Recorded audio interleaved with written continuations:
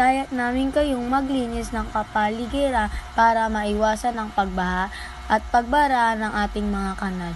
Upang maiwasan din natin magkasakit, kaya sana magtulungan tayong linisin ating kapaligiran at ipagwalis magtapon ng basura at sa tamang basurahan at maiwasan magtapon kung saan-saan sapagkat kapag palagi tayong naglilinis ng ating kapaligiran, mananatili itong malinis.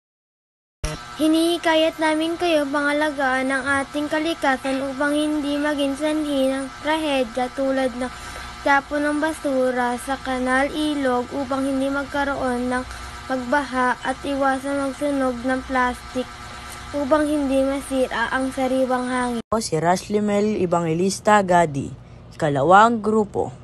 Hinihikayat po namin kayo na makisa sa aming layunin na pangangalagaan at protektahan ng ating kalikasan at gumawa ng paraan na makakalutas sa problema ng ating bayan, maglinis ng kanal, ilog, dagat at iba pa.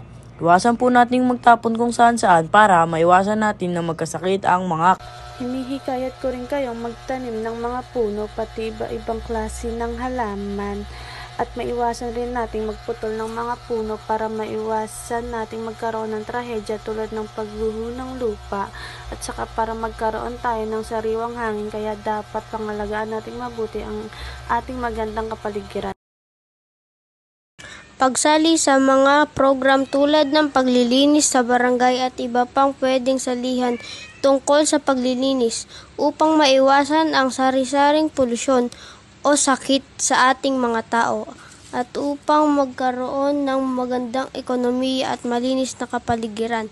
Maglinis tayo ng maayos at di kinakailangan ng kahit magkanong bayad.